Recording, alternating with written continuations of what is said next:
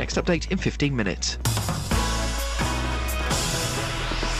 There was a time when I used to run downstairs on a Tuesday, I think it was, back in the 60s this, and pick up the Daily Mirror, and they used to print the top 20, the Melody Maker top 20. It was the be-all and end-all. And then in the 70s, you'd listen perhaps to Johnny Walker on a Tuesday lunchtime, wasn't it, for the chart? Well, things have changed. We're in the land of downloads now, but the chart's still very interesting and special to a lot of people. Very important. Some music artists, though, are buying social networking statistics to get into the charts, a BBC investigation has found. This includes purchasing YouTube views, Twitter followers, and Facebook likes from online companies. Radio 1's Newsbeat has found that you can buy 10,000 YouTube views for as little as £30.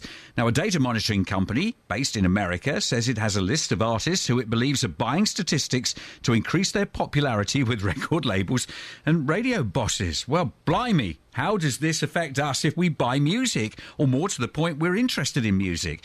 Jon Morter from Southwood and Ferrers is an expert at using social media to promote music. He helped the Hillsborough charity single by the Justice Collective secure a Christmas #1 spot last year. Morning to you, John. Nice to see you again. Good morning, Ray. You okay? Very good, thank you. Good. Explain this for us in layman's terms, will you? In layman's terms, right. Well, in a very, very layman's term, there is a way of gaming let's say, your social media statistics. So, yes, you can, if you have a YouTube video with a song that you want to try and push, there is a way that you can add thousands and thousands of views very, very easily.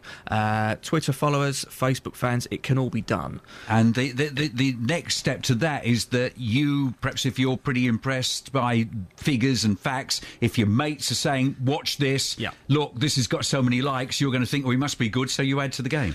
Yeah, I mean, I've been in the business for a couple of years now, and at one point it was quite rife, where you literally, if something has thousands and thousands of views, you may look at it and think, oh, okay, well, you know, if thousands of people have looked at it already, then there must be some quality in it. I'll have a look myself. And that's the way that it seems to have been going. But I've been going on about this for a couple of years now. Yeah. And, so let me just get this right. Somebody comes up with a song, but it's not 9 times out of 10. It's not the musician. It's not the band. It's the management company or whatever behind them, and they think, well, it's all right, we've signed them up, but you know, let's put a bit of quid at it, a bob or two. If we can buy our way into popularity, then it could take off. Is that what's happening?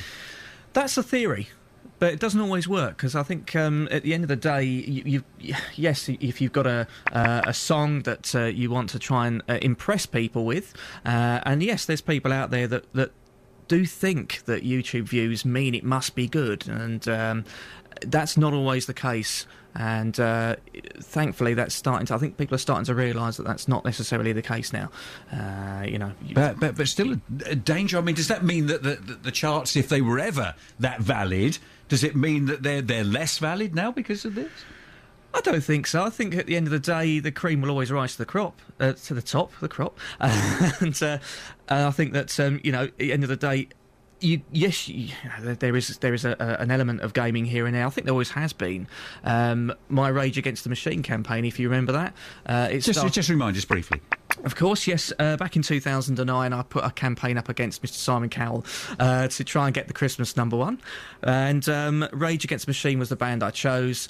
And some of you may remember that it went to #1, and we beat the X Factor to it. Now, that Facebook group I actually started had a group of 4,000 people in it that didn't know anything at all about the campaign, but I used that 4,000 people to dupe parts of the media to think there was something big going on, and lo and behold, lots of other people joined it. So hey, I'm as guilty as anyone. Well, that was going to be my question. Have we got you to blame for all of this?